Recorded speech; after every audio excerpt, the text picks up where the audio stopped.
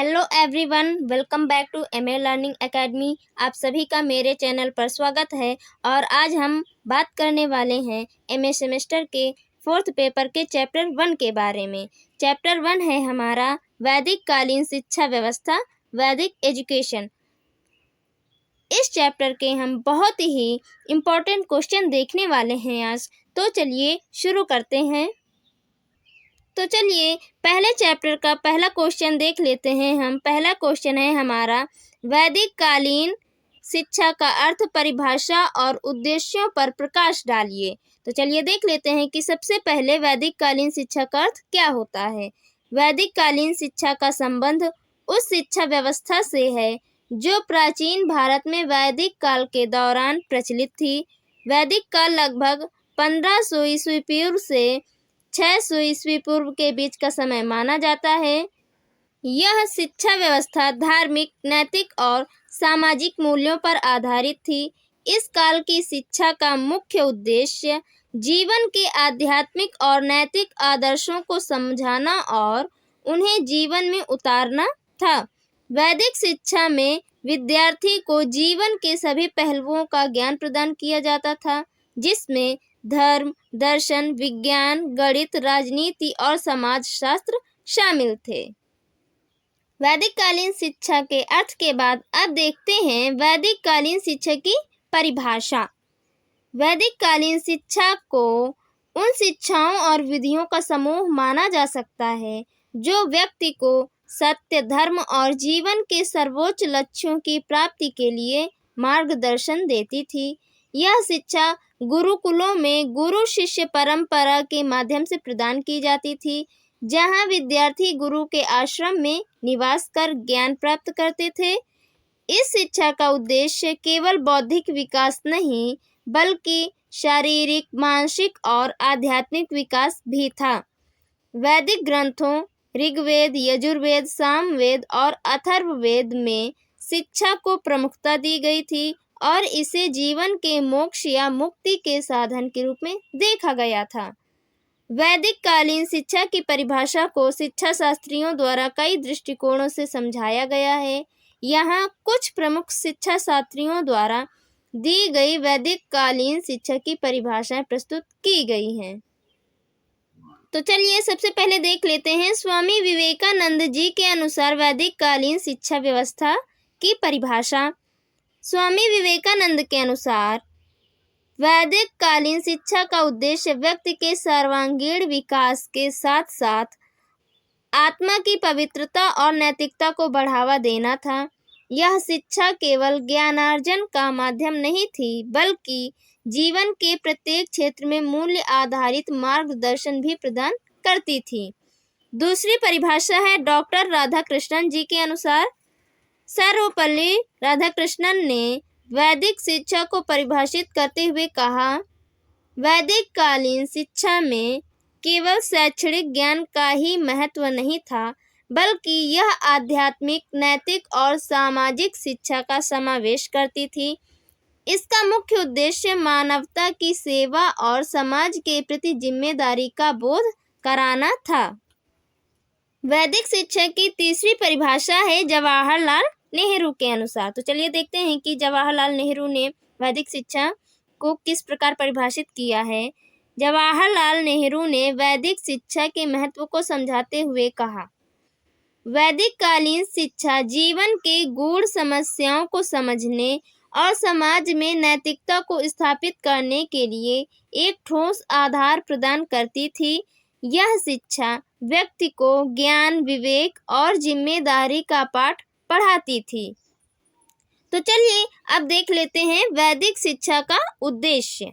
अभी हमने वैदिक शिक्षा का अर्थ, उसकी परिभाषा, अब उसके देखते हैं उद्देश्य कौन कौन से होते हैं।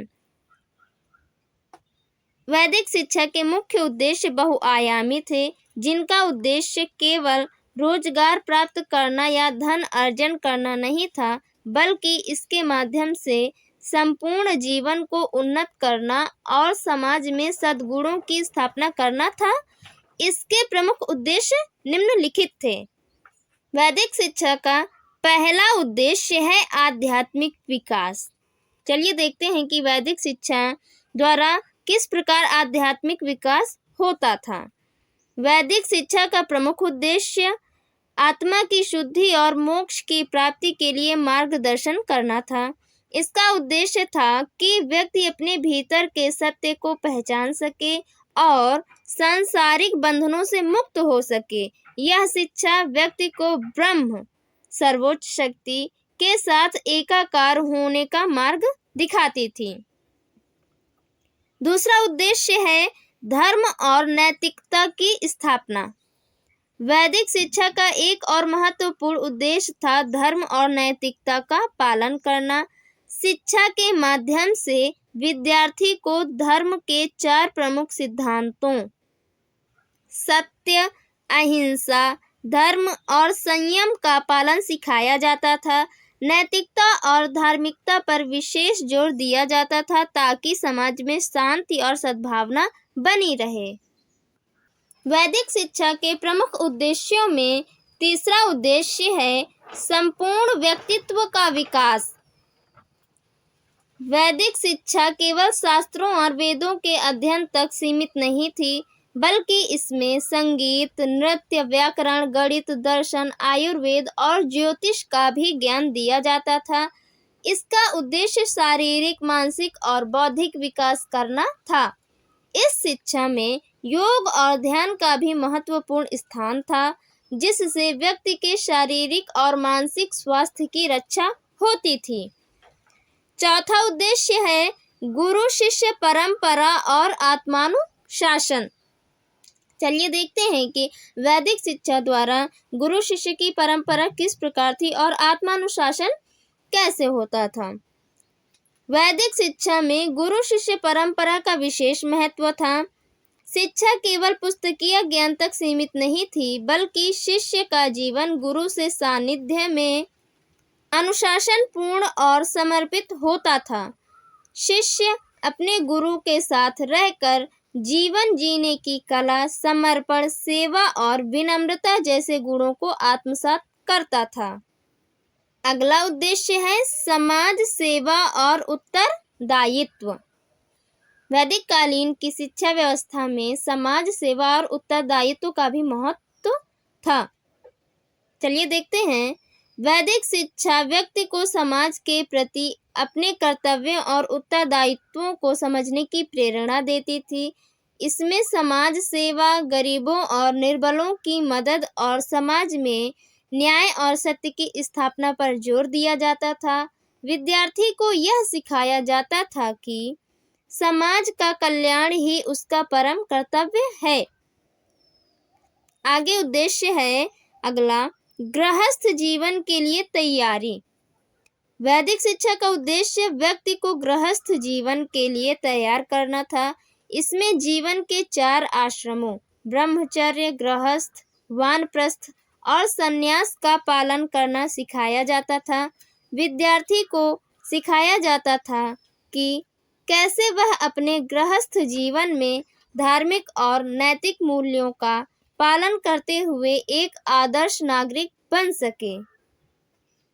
चलिए वैदिक शिक्षा के उद्देश्य के बाद अब वैदिक शिक्षा की विशेषताएं कौन कौन सी होती हैं, कैसी होती हैं, देखते हैं। पहली विशेषता है गुरुकुल प्रणाली। शिक्षा प्राप्त करने का माध्यम गुरुकुल होता था, जहां विद्यार्थी गुरु के साथ रहकर ज्ञान अर्जित करता था। यहाँ शिष्य गुरु की सेवा करता था और शिक्षा प्राप्त करता था। दूसरी विशेषता है व्यक्तिगत ध्यान। प्रत्येक विद्यार्थी की क्षमता और गुणों के अनुसार उसे व्यक्तिगत रूप से शिक्षित किया जाता था। शिक्षा में व्यक्तिगत ध्यान और मार्गदर्शन को महत्व दिया जाता था। अब वैदिक शिक्षा की अगली विशेषता देखते हैं। अगली विशेषता है मौखिक शिक्षा पद्धति। वैदिक शिक्षा में शिक्षा का माध्यम मौखिक होता था। विद्यार्थी मंत्रों और श्लोकों को कंठस्थ करते थे और गुरुओं के मुख से वेदों और उपनिषदों का ज्ञान प्राप्त करते थे। अगली विशेषता है प्राकृतिक वातावरण। शिक्षा का मुख्य उद्देश्य प्राकृतिक वातावरण में रहते हुए ज्ञान प्राप्त करना था। गुरुकुल प्रायः गांवों और नगरों से दूर शांतिपूर्ण स्थानों में स्थित होते थे, जहां विद्यार्थी प्रकृति के सानिध्य में ध्यान और योग का अभ्यास कर सकते थे। चलिए अब दूसरा क्वेश्चन देखते हैं। हमारा दूसरा क्वेश्चन है, वैदिक कालीन शिक्षा पद्धति पर प्रकाश डालिए। ये क्वेश्चन दूसरे प्रकार से भी आ सकता है कि वैदिक काल में किस प्रकार शिक्षा दी जाती थी। तो चलिए देखते हैं इसका आंसर। वैदिक कालीन शिक्षा पद्धति प्राचीन भारतीय समाज की एक अद्वितीय और सर्वांगीण शिक्षा प्रणाली थी, जिसका उद्देश्य केवल बौद्धिक विकास नहीं बल्कि मानसिक, शारीरिक और आध्यात्मिक विकास भी था। इस शिक्षा पद्धति का आधार वेद, उपनिषद, ब्राह्मण और अन्य वैदिक ग्रंथों पर आधारित था। इस पद्धति ने भारतीय समाज की नींव रखी और समाज को नैतिकता, धर्म और जीवन के उच्च आदर्शों से समृद्ध किया। वैदिक कालीन शिक्षा पद्धति में पहला है शिक्षा का उद्देश्य। वैदिक शिक्षा पद्धति का उद्देश्य व्यक्तित्व के संपूर्ण विकास पर था। इसका मुख्य लक्ष्य धर्म, सत्य और नैतिकता का पालन करना था, ताकि समाज में शांति और सद्भावना बनी रहे। विद्यार्थियों को आत्मानुशासन, संयम और नैतिकता की शिक्षा दी जाती थी, जिससे वे एक जिम्मेदार और सुसंस्कृत नागरिक बन सकें। इस शिक्षा का अंतिम लक्ष्य आत्मा की शुद्धि और मोक्ष की प्राप्ति था। वैदिक काल की दूसरी शिक्षा पद्धति है गुरुकुल प्रणाली। वैदिक काल में शिक्षा का मुख्य आधार गुरुकुल प्रणाली थी। गुरुकुल वह स्थान था जहां विद्यार्थी अपने गुरु के सानिध्य में रहकर शिक्षा प्राप्त करते थे। यह शिक्षा पद्धति गुरु शिष्य परंपरा पर आधारित थी, जिसमें विद्यार्थी को शिक्षा के साथ साथ गुरु की सेवा भी करनी होती थी।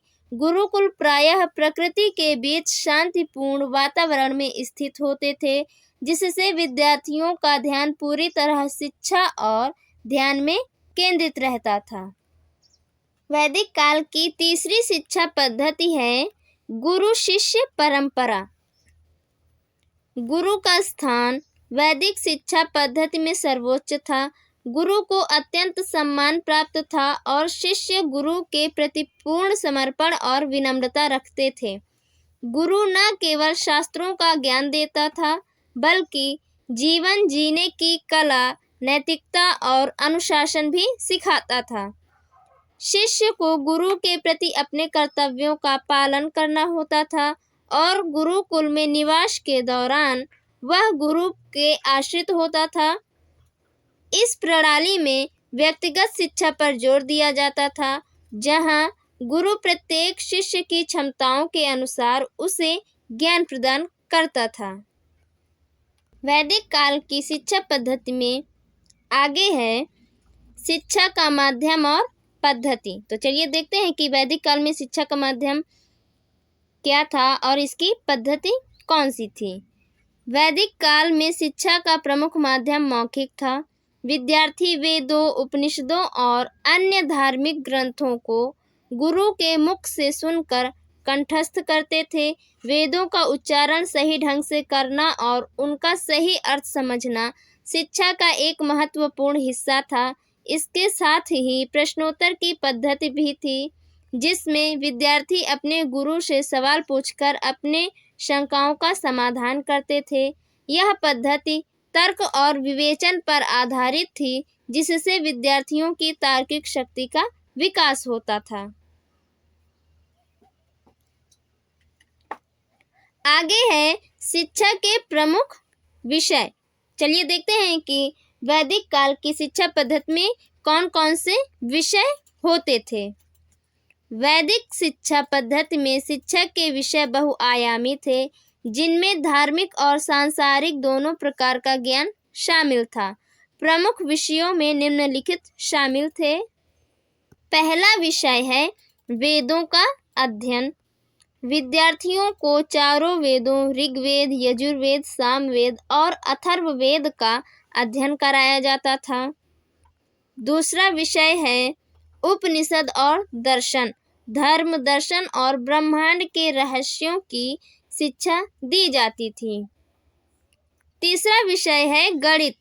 गणित का अध्ययन किया जाता था, जिसमें अंक गणित, ज्यामिति और खगोल विज्ञान शामिल थे। और चौथा विषय है व्याकरण और भाषा। संस्कृत भाषा और उसके व्याकरण का अध्ययन विशेष रूप से किया जाता था। और पांचवा विषय है विज्ञान। चिकित्सा, आयुर्वेद, कृषि और ज्योतिष जैसे विज्ञानों का भी अध्ययन कराया जाता था। अभी हमने वैदिक कालीन शिक्षा पद्धति देखी, अब इसका निष्कर्ष देखते हैं। इसका निष्कर्ष क्या निकलता है? वैदिक कालीन शिक्षा पद्धति एक सर्वांगीण और नैतिक शिक्षा प्रणाली थी, जो न केवल ज्ञान के प्रचार पर बल्कि व्यक्तित्व के सभी पहलुओं के विकास पर केंद्रित थी। इसका उद्देश्य विद्यार्थी को एक आदर्श नागरिक और आध्यात्मिक रूप से जागरूक व्यक्ति बनाना था। शिक्षा का माध्यम प्राकृतिक वातावरण में गुरु शिष्य परंपरा के तहत मौखिक रूप से और नैतिक मूल्यों के आधार पर होता था। चलिए अब आगे प्रश्न की ओर बढ़ते हैं। हमारा अगला प्रश्न है, वैदिक शिक्षा के गुण और दोष बताइए। तो चलिए जानते हैं कि वैदिक शिक्षा के गुण कौन कौन से होते हैं और दोष कौन कौन से हैं। वैदिक शिक्षा पद्धति प्राचीन भारतीय शिक्षा प्रणाली का महत्वपूर्ण अंग थी। यह शिक्षा व्यक्ति के संपूर्ण विकास पर आधारित थी और समाज के नैतिक, धार्मिक और आध्यात्मिक मूल्यों को आगे बढ़ाने का काम करती थी। इसके कई गुण थे जो इसे एक आदर्श शिक्षा प्रणाली बनाते हैं, लेकिन कुछ सीमाएं या दोष भी थे जिनकी वजह से यह शिक्षा पद्धति सर्वजन के लिए सुलभ नहीं हो सकी। तो चलिए सबसे पहले वैदिक शिक्षा के गुण देख लेते हैं। वैदिक शिक्षा के गुण कौन कौन से होते हैं? पहला है गुरु शिष्य परंपरा। वैदिक शिक्षा का सबसे बड़ा गुण गुरु शिष्य परंपरा थी। इस प्रणाली में विद्यार्थी अपने गुरु के सानिध्य में रहकर शिक्षा प्राप्त करते थे। इससे ज्ञान का व्यक्तिगत रूप से आदान प्रदान होता था और शिष्य के नैतिक एवं शारीरिक विकास पर भी ध्यान दिया जाता था। गुरु की देखरेख में शिष्य का संपूर्ण विकास होता था, जिसमें केवल शैक्षिक ज्ञान ही नहीं बल्कि जीवन जीने की कला, नैतिकता, अनुशासन और व्यावहारिकता भी सिखाई जाती थी। तो चलिए वैदिक शिक्षा का दूसरा गुण देखते हैं। दूसरा है आध्यात्मिकता और नैतिकता पर जोर। तो चलिए देखते हैं कि वैदिक शिक्षा आध्यात्मिकता और नैतिकता का किस प्रकार विकास करती है। वैदिक शिक्षा पद्धति का मुख्य उद्देश्य आत्मा की शुद्धि और नैतिकता की स्थापना था। इसमें धर्म, सत्य और नैतिकता के सिद्धांतों को जीवन में अपनाने पर विशेष बल दिया जाता था। शिक्षा केवल भौतिक ज्ञान तक सीमित नहीं थी, बल्कि इसका उद्देश्य व्यक्ति को आत्मज्ञान की प्राप्ति कराना था। धर्म, सत्य, संयम और त्याग जैसे गुणों को बढ़ावा दिया जाता था, जिससे एक आदर्श समाज की स्थापना हो सके। वैदिक शिक्षा का तीसरा गुण है समग्र विकास। चलिए देखते हैं कि वैदिक शिक्षा द्वारा विद्यार्थियों का किस प्रकार समग्र विकास होता है। वैदिक शिक्षा में विद्यार्थियों के शारीरिक, मानसिक और बौद्धिक विकास पर विशेष ध्यान दिया जाता था। योग, ध्यान और शारीरिक श्रम का महत्वपूर्ण स्थान था, जिससे विद्यार्थी शारीरिक और मानसिक रूप से स्वस्थ और सशक्त बनते थे। यह शिक्षा केवल पुस्तकीय ज्ञान पर निर्भर नहीं थी, बल्कि अनुभव और व्यावहारिकता को भी समान रूप से महत्व दिया जाता था। वैदिक कालीन शिक्षा का अगला गुण है मुफ्त और अनिवार्य शिक्षा। वैदिक कालीन शिक्षा मुफ्त दी जाती थी और यह किस प्रकार अनिवार्य थी, चलिए देखते हैं। वैदिक शिक्षा प्रणाली में शिक्षा मुफ्त होती थी। विद्यार्थियों से कोई शुल्क नहीं लिया जाता था। गुरु अपनी आवश्यकताओं को खुद पूरा करने के बजाय शिष्यों को निस्वार्थ भाव से शिक्षा देते थे। इसमें सभी वर्गों के विद्यार्थियों को समान रूप से शिक्षा प्राप्त करने का अवसर मिलता था, खासकर ब्राह्मण और क्षत्रिय वर्ग के विद्यार्थियों को। नंबर 5 गुण है पर्यावरण और प्रकृति के बीच शिक्षा।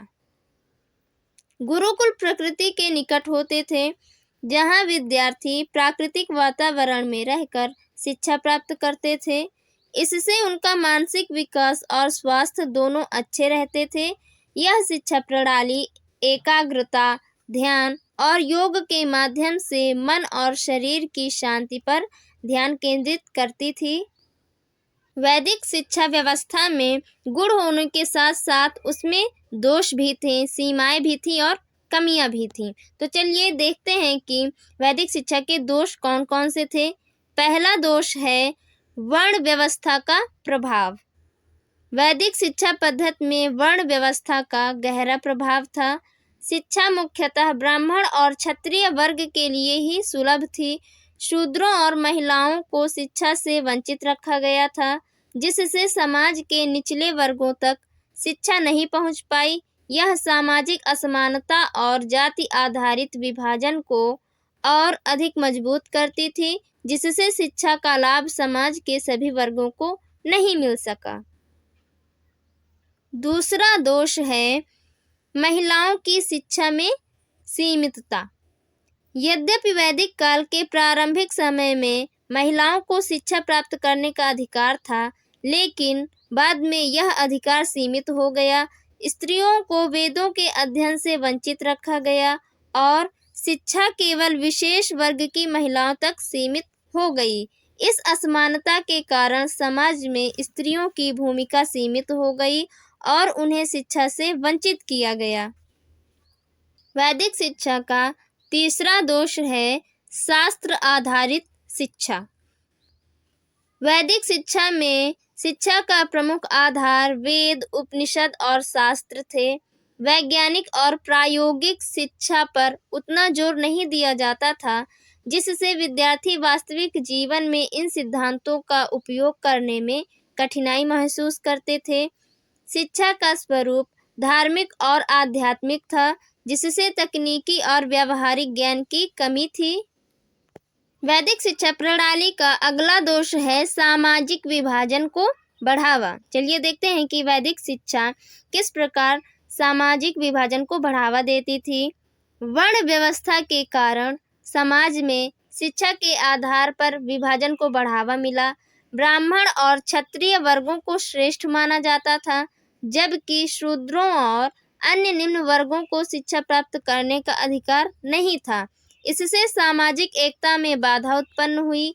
यह शिक्षा पद्धति समाज के निचले वर्गों को शिक्षित करने में विफल रही, जिससे सामाजिक विषमता और असमानता बढ़ी। वैदिक शिक्षा प्रणाली का अगला दोष है व्यावसायिक शिक्षा की कमी। वैदिक शिक्षा में विद्यार्थियों को व्यावसायिक और तकनीकी शिक्षा प्रदान नहीं की जाती थी। शिक्षा का मुख्य उद्देश्य धार्मिक और आध्यात्मिक ज्ञान देना था, जबकि व्यावहारिक जीवन के लिए आवश्यक कौशलों पर ध्यान नहीं दिया गया। चलिए अब इसका निष्कर्ष देखते हैं। निष्कर्ष क्या निकलता है। वैदिक शिक्षा पद्धति अपने समय की एक उत्कृष्ट और नैतिक शिक्षा प्रणाली थी, जिसने भारतीय समाज को धार्मिक, नैतिक और आध्यात्मिक आदर्शों से समृद्ध किया। इसमें शारीरिक, मानसिक और बौद्धिक विकास पर विशेष ध्यान दिया जाता था और यह शिक्षा प्रणाली व्यक्ति के संपूर्ण विकास के लिए उपयोगी थी। तो फ्रेंड्स, ये था हमारा एमए एजुकेशन के पेपर 4 का पहला चैप्टर का क्वेश्चन आंसर्स। ये इस चैप्टर का फर्स्ट पार्ट का वीडियो है। इसका सेकेंड पार्ट मैं जल्दी ही लाऊंगी, क्योंकि वीडियो बहुत लॉन्ग हो जाता है। अगर आपको ये वीडियो अच्छा लगा हो तो प्लीज़ लाइक करें, शेयर करें, सब्सक्राइब करें और बेल आइकन ज़रूर प्रेस करें, ताकि आपको हर नई वीडियो का नोटिफिकेशन मिल सके। तब तक के लिए take care, bye, thanks for watching, thank you.